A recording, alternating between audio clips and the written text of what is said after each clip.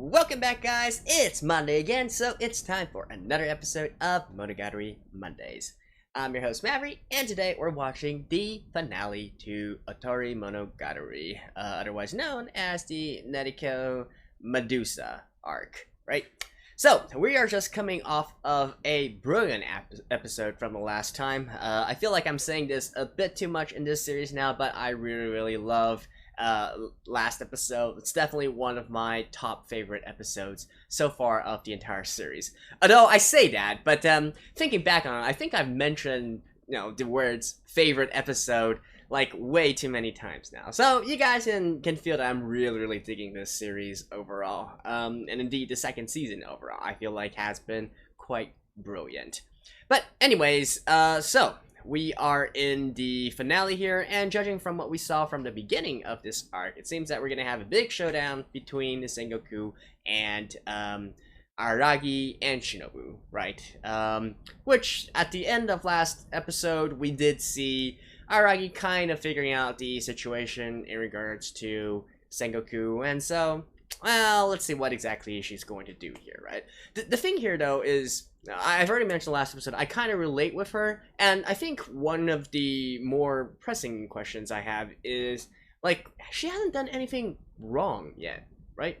So, in the other episodes or the other arcs so far, it's always like a case where someone is getting hurt, someone is getting harmed, either innocent bystanders or the girls themselves. In this situation, however, in this scenario, it's even though Sengoku her situation is kind of like Hanekawa's, which sort of like having a hidden personality, right, a hidden self, and then trying to merge these two personalities. In Hanekawa's case, her hidden personality was actually being out there and harming others, right? Whereas in Sengoku's case, that's not really the case here. In fact, her outburst from last episode, I would even view that as more of a positive than a negative, right? Like, sure, she might have to suffer some consequences from school in terms of disciplinary action and whatnot, but still, I think overall it is a net positive. So how exactly is this going to be turned into something negative? Well, I guess let's just turn into the episode and find out. Alright, let's begin in 3, 2, 1, play.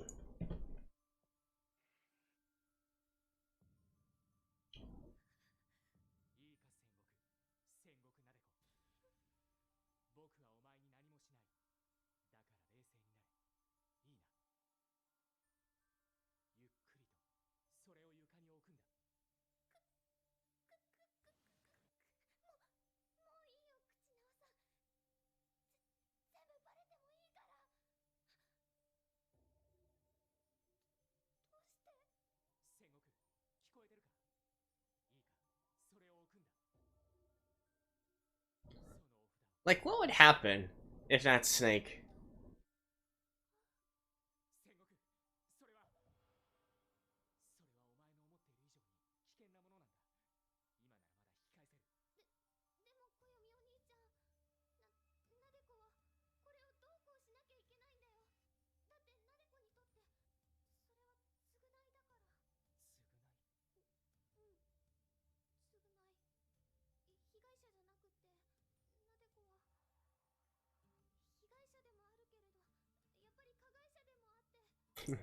Look at that shaft angle.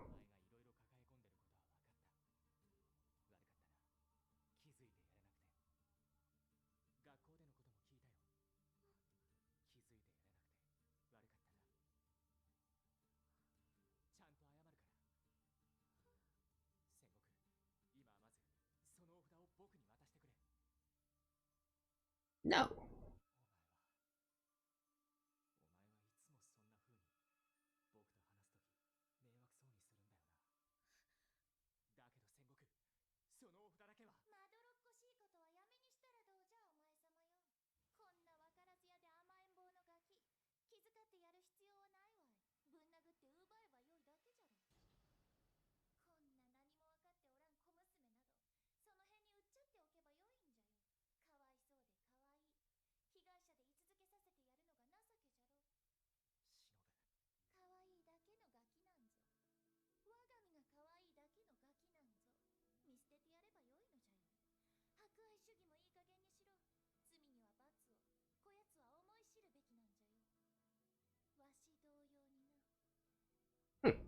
I was about to say, like, what about you, Shinobu? But, I guess you mentioned that herself.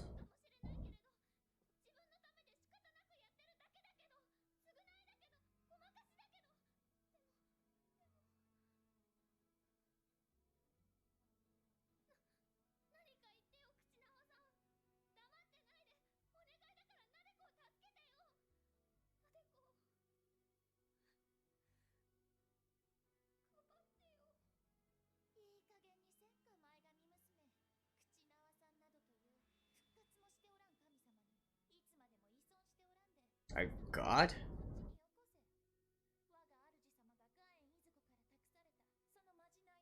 And Izuko?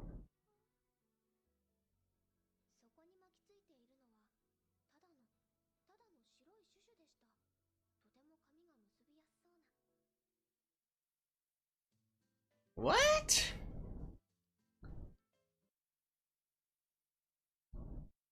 Hmm. I don't know. I feel like that snake has been more than reasonable up to now.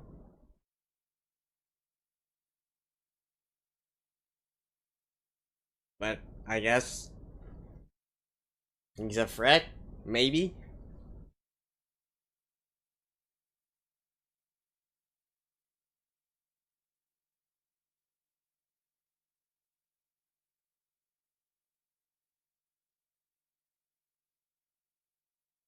I mean, honestly though, like, what exactly has she done wrong here?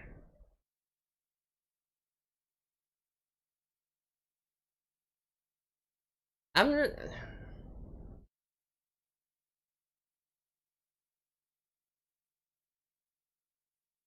Sorry, I'm actually trying to think right now.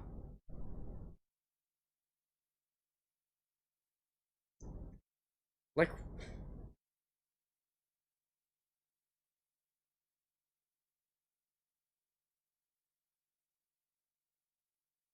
I mean, sure, she's naive and not really doesn't really know anything about the consequences of doing these kind of things. And yet, is it really her fault that she's being caught up in all these aberration stuff? Hmm.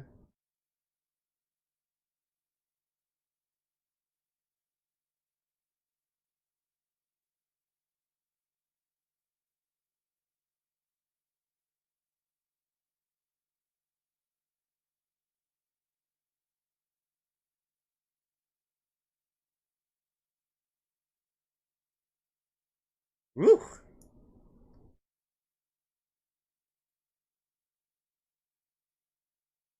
Woo.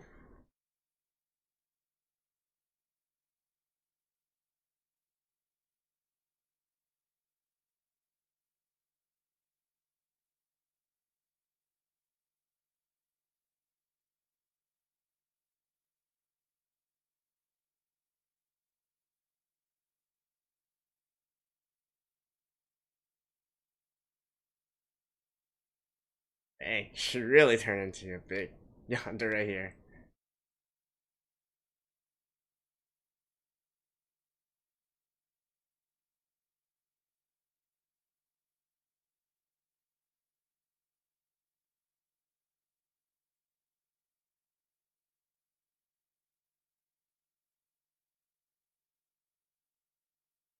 I mean,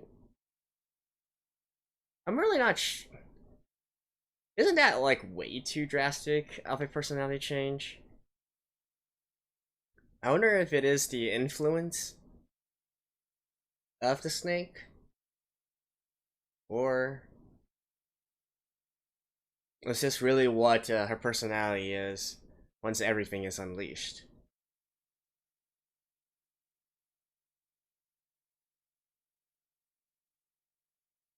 Hmm.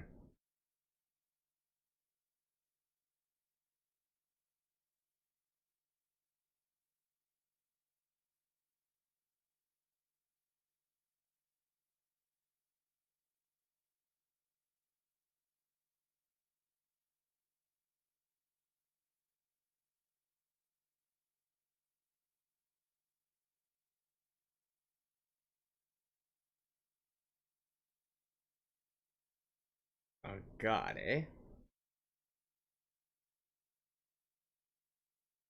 Such an aberration had not existed? What the hell is that?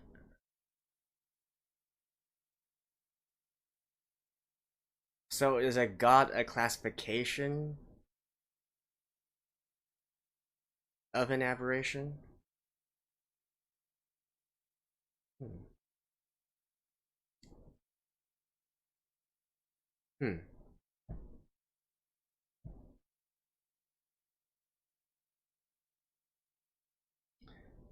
Well, this is a I guess they did talk a lot about this. Was me in the first place.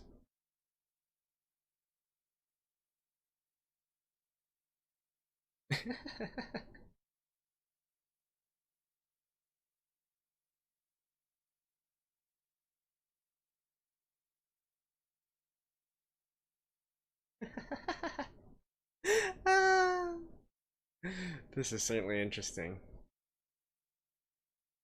Yeah, it's a rather silly tale, but hmm. I guess it ties back to what the Sawari Neko was talking about, right? Aberrations are beings of faith, right? So they exist when you believe in them. But still, like, isn't this kind of. But what about the talisman? So, yeah.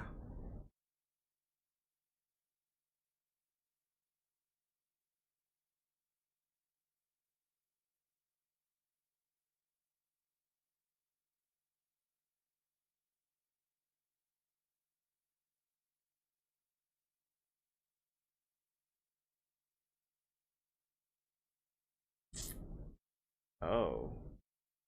And then. So she didn't just want to undo the curse, she wanted to curse others or something?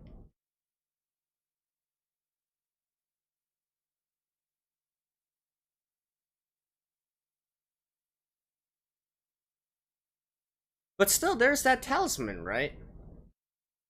So it can't be just completely a delusion. At least the talisman means something.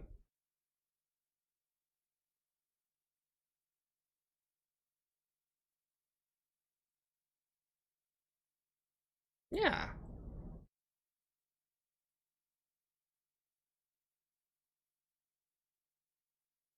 How does that work?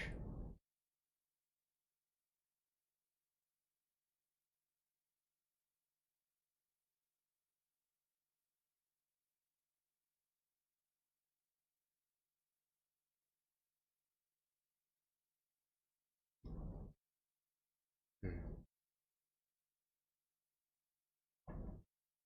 Okay. So it all turns back to that.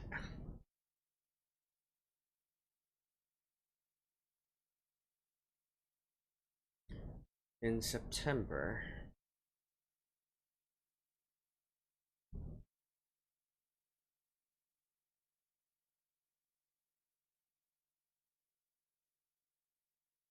Ah. So here's her sin. Here's the bad thing she did. Right? Going back to the beginning of this episode where I was thinking, like, what has she done wrong up to now?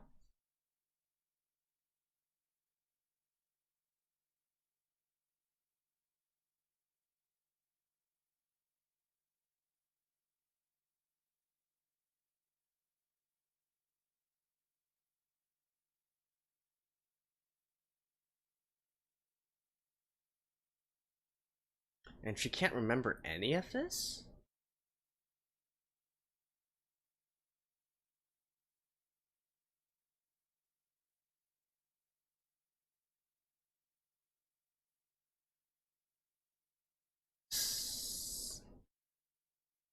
So were all those snake corpses actually part of a ritual?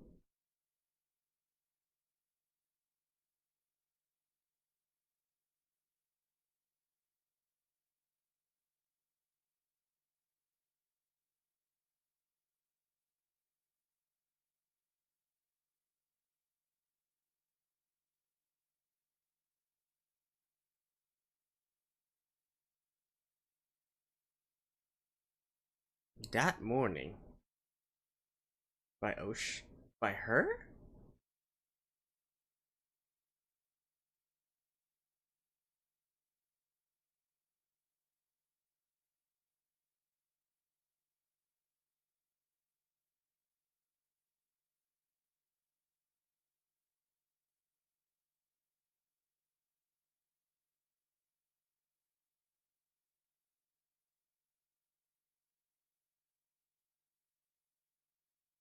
Who the hell is...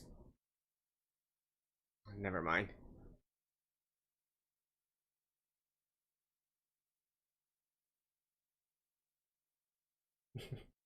You are certainly playing with fire, girl.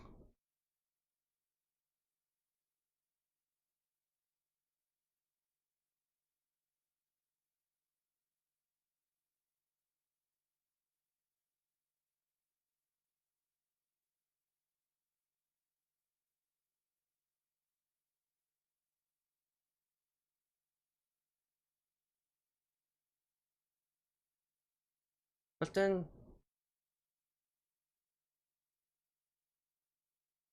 So she was able to, like, completely erase her memories to the point where she can't even remember having this conversation? Holy hell.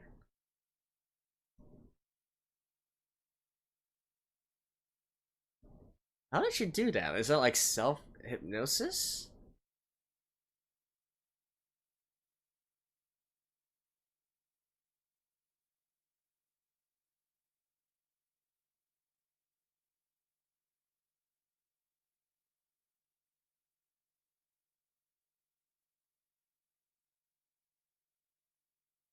Oh, still?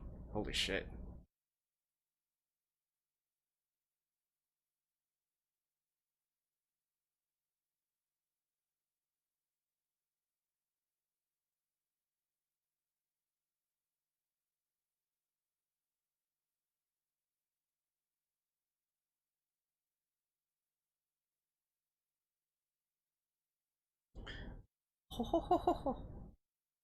Wow.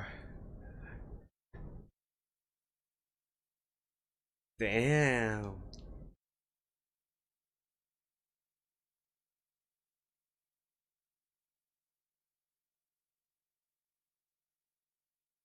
No, that was a master plan, Sengoku.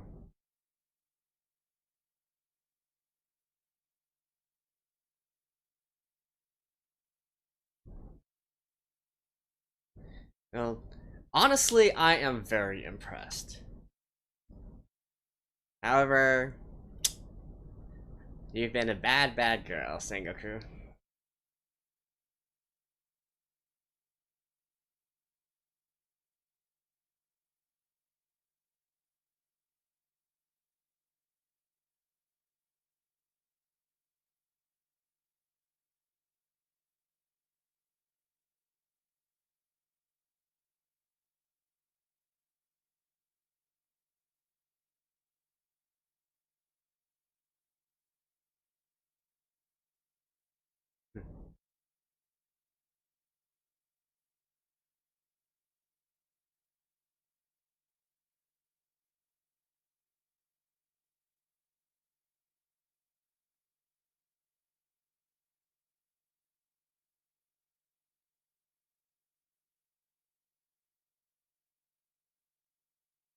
Is this actually one of the strongest characters we've seen up to now?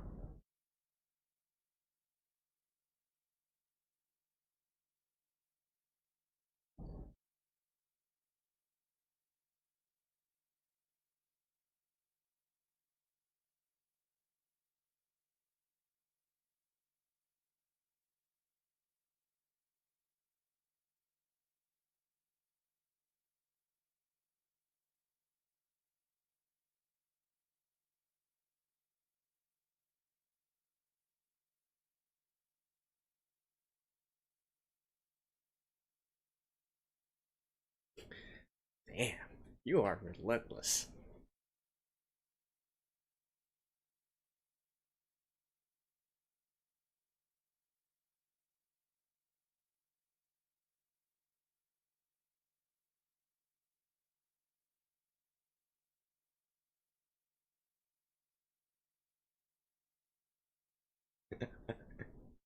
Yeah. I think in terms of being a yandere, Sengoku definitely takes the cake here.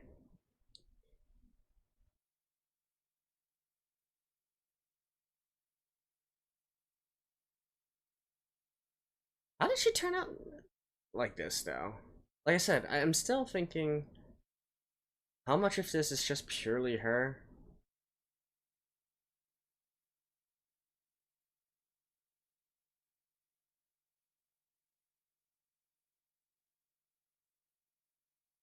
Oh.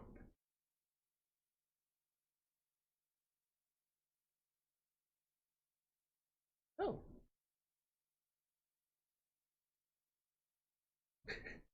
Why do you know all this?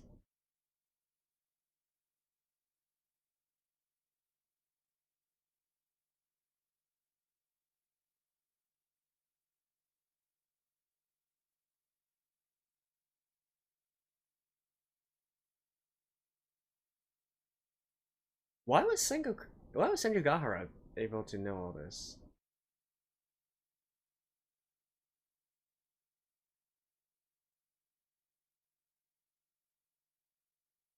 Planned to from the start.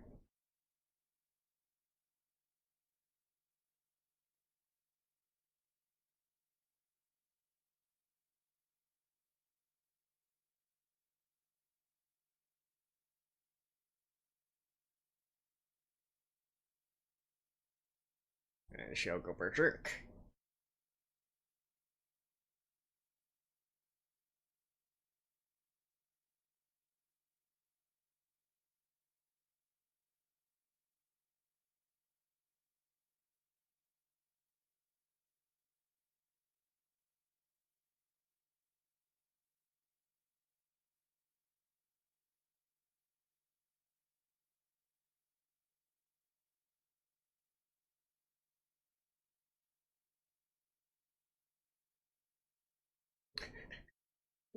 What the hell is this?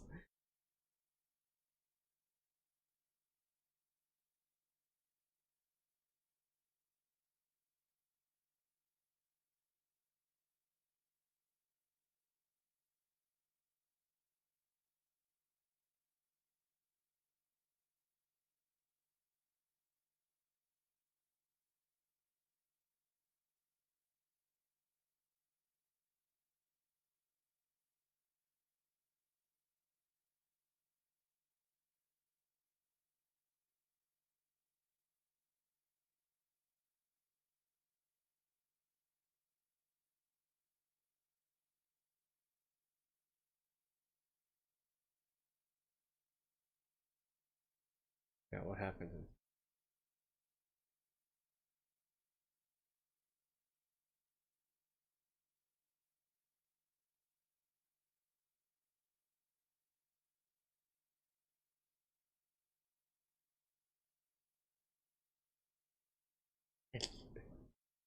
Wow, and this is how the situation resolves itself? Oh my god.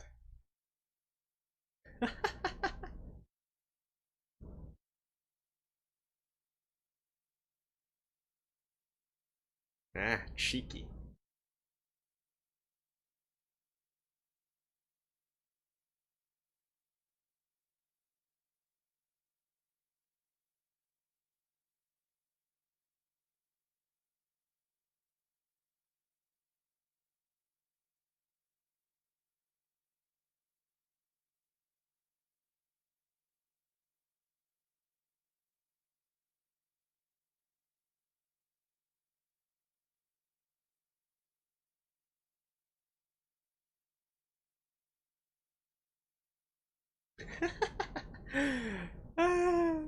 And this is how this arc ends. Oh my god. Alright, and I do see that there's actually a lot more left here. So there's probably some special thing after the ending song. So let me just skip ahead real quick. Alrighty, I skipped ahead to the epilogue, so let's begin in 3, 2, 1, play.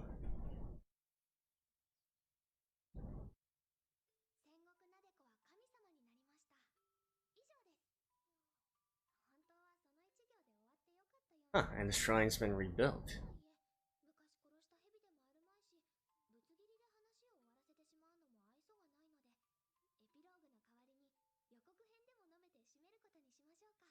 Oh, you're gonna do the preview? It used to be Fire Sisters. I do watch those, by the way.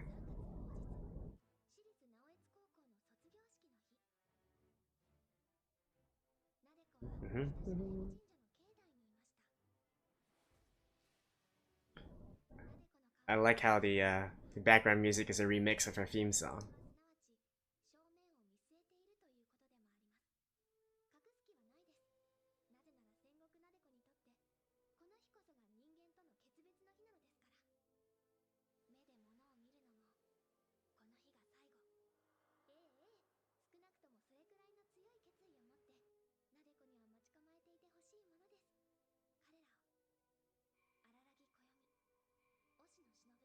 Oh, Shino.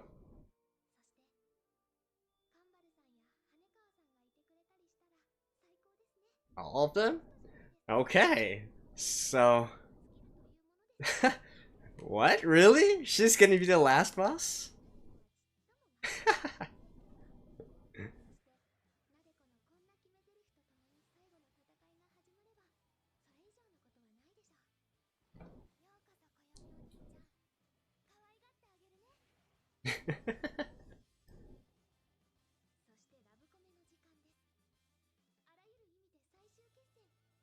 Yeah, I think that's a bit more Moso from her, right? A little bit of delusion from her again.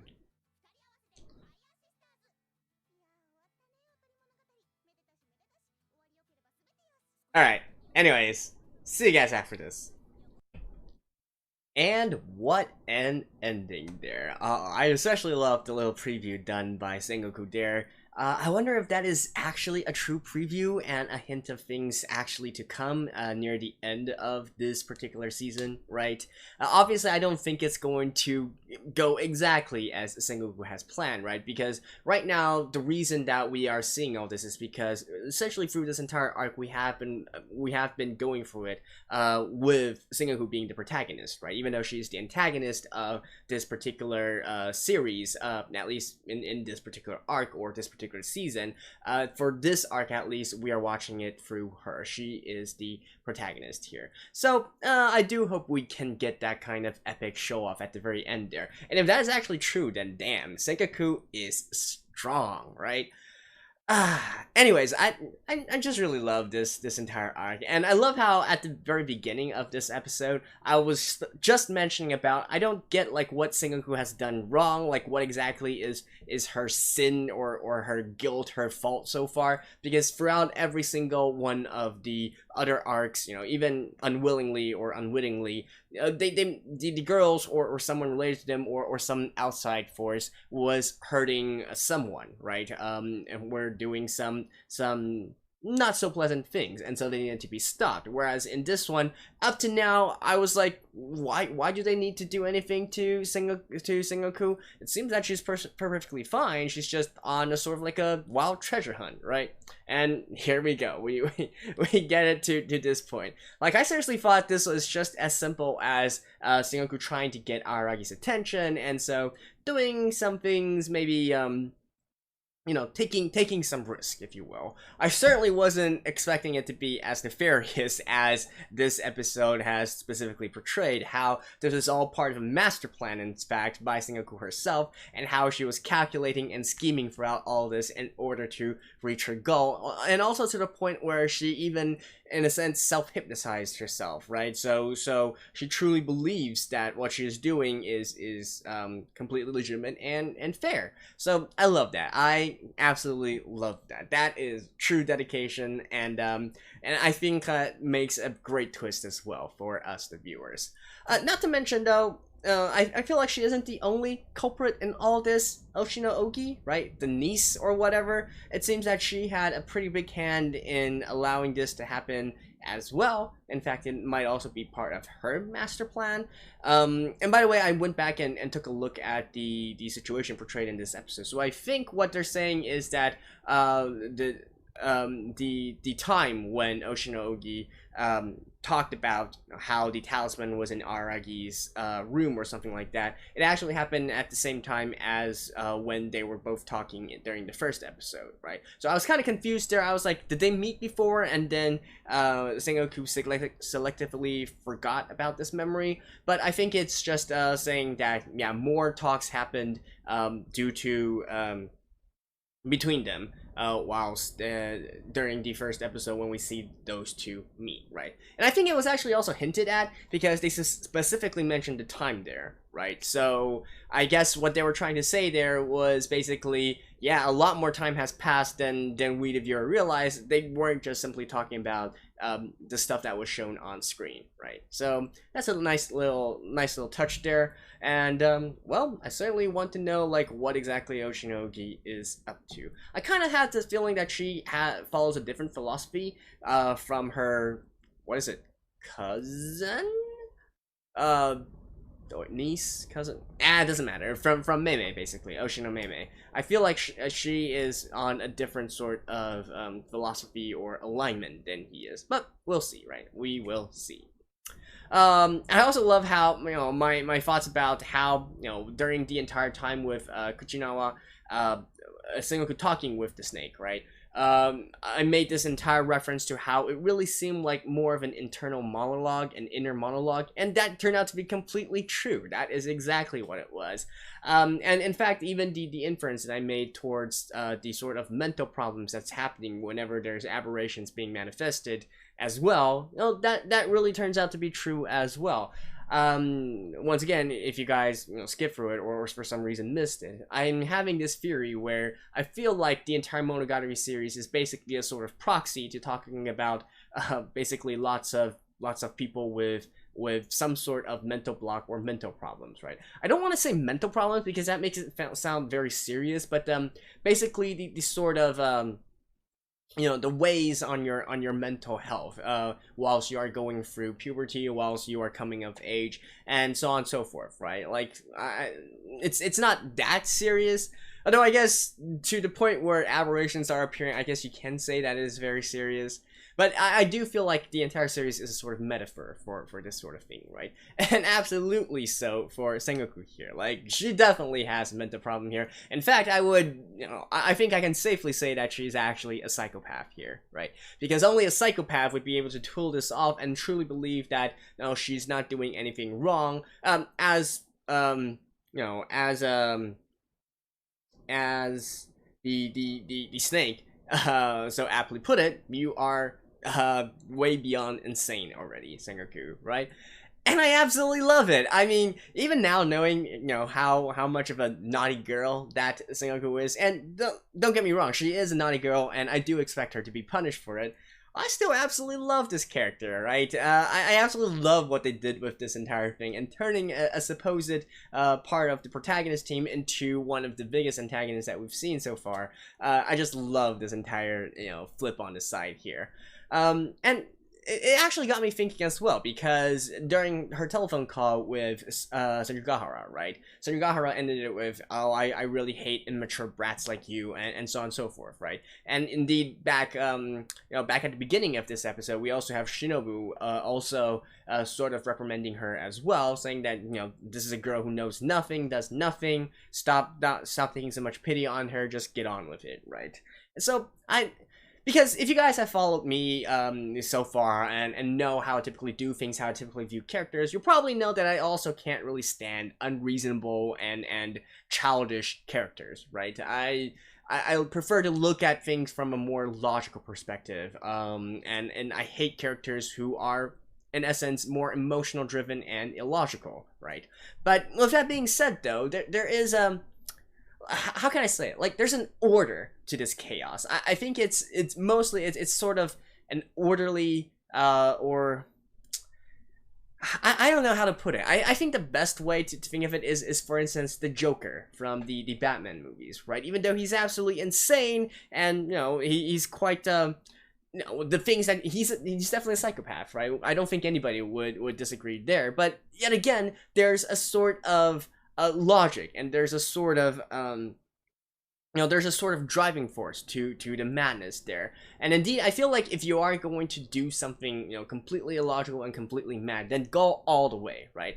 And I think that's in the end the difference that I have between someone who is just trying to get away with things in a sense versus Sengoku here, who essentially has completely no qualms about what she did. She fully admits she did it, and she just doesn't give two shits about it, right? She's like, yeah, that's how the world is supposed to be. That's how it's supposed to work.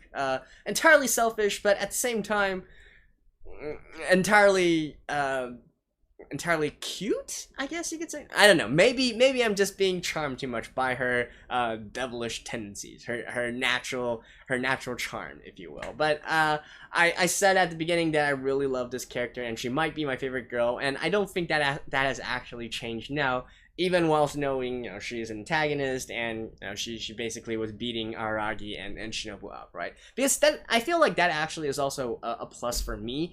I hate it when a series lets the hero or the protagonist get away with things. I put in my hard work. I'm very determined, and so that basically lets them coast through the entire story, right? I want to see them suffer. I want to see them really pushing themselves to the limit. I want to watch them really get hurt through the process, and truly proving that they are, they absolutely deserve to be the protagonist. They absolutely deserve to be the hero, right? So having a strong antagonist, having an antagonist that really that drives the protagonist up to like to extraordinary limbs, that's something that is absolutely a plus for me. And so I do enjoy antagonists that manage to do this as well. So that's basically another plus as to why I like Sengoku's character this much.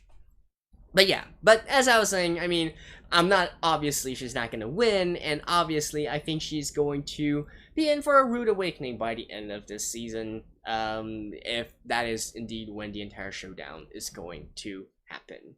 But still, this arc is definitely one of my favorites. I think every single episode had had its charming point to it, and if not, then at least a sort of the sense of unraveling a mystery to it, right? And I think it also kind of helped that, to me actually, this is also a big plus in that this arc was specifically done throughout Sengoku's eyes, through her lens and her perspective, right? So it is truly, as they say in this episode, this is Sengoku's story. This is Sengoku's Monogatari, right? So she, as I was saying at the beginning of this review, she is both the antagonist and the protagonist of this arc. So yeah, I love it. I absolutely love it.